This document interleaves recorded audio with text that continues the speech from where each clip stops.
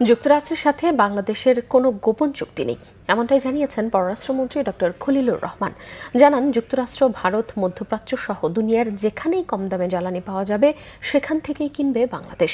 প্রধানমন্ত্রীর সাথে মার্কিন রাষ্ট্রদূত ব্রেন্ট ক্রিস্টেনসের সাক্ষাতের পর সচিবালয়ে পররাষ্ট্রমন্ত্রী এই মন্তব্য করেন। বলেন, রাশিয়া থেকে জ্বালানি আমদানিতে যুক্তরাষ্ট্রের ইতিবাচক সিদ্ধান্ত লাগবে। রিপোর্ট সৈয়দ আব্দুল মুহিতের।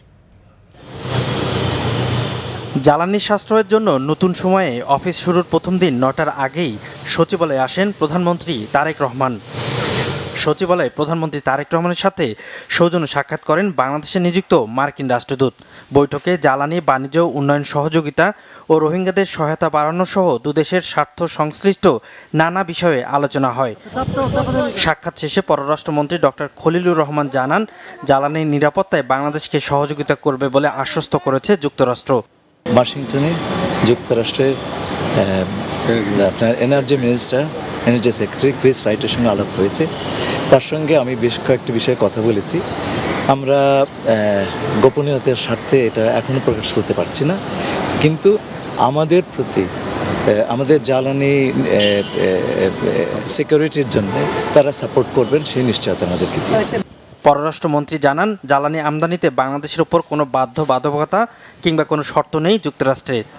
যুক্তরাষ্ট্রের সঙ্গে আমাদের কোনো গোপন চুক্তি নাই। এই যে চুক্তি সেটা আমরা প্রকাশ করে দিয়েছি। ২ নম্বর কথা হচ্ছে যে কেউ বলছেন যে এই চুক্তির কারণে আমাদেরকে আমেরিকার কাছে পারমিশন চাইতে হচ্ছে। একেবারে মিথ্যে কথা। এই রাশিয়ান তেল কেনার ব্যাপারে সব দেশের উপরে রেস্ট্রিকশন আছে, আমেরিকান রেস্ট্রিকশন। সুতরাং আপনাকে সেই রেস্ট্রিকশনের ওয়েভার চাইতে হবে। এটার সঙ্গে চুক্তির, বাণিজ্য চুক্তির কোনোই সম্পর্ক নেই। আমরা সব রকম সোর্স থেকে কিনবো। আমরা চাইছি যে আমাদের ক্রেতারা সুলভ মূল্যে এই ডিজেল কিংবা অন্যান্য এনার্জি প্রোডাক্টগুলি পান। তো দুনিয়াতে আমরা সবচাইতে সাশ্রয়ী যে সমস্ত সোর্স, সেটা ভারত হোক, সেটা মধ্যপ্রাচ্য হোক, সেটা যুক্তরাষ্ট্র হোক, আমরা সব জায়গাতেই চেষ্টা করছি। প্রধানমন্ত্রী বিদেশ সফরের বিষয়ে নির্দিষ্ট কোনো দেশের নাম এখনও চূড়ান্ত নয় বলেও জানান পররাষ্ট্রমন্ত্রী। সৈয়দ আব্দুল মুহিত, বাংলা ভিশন, ঢাকা।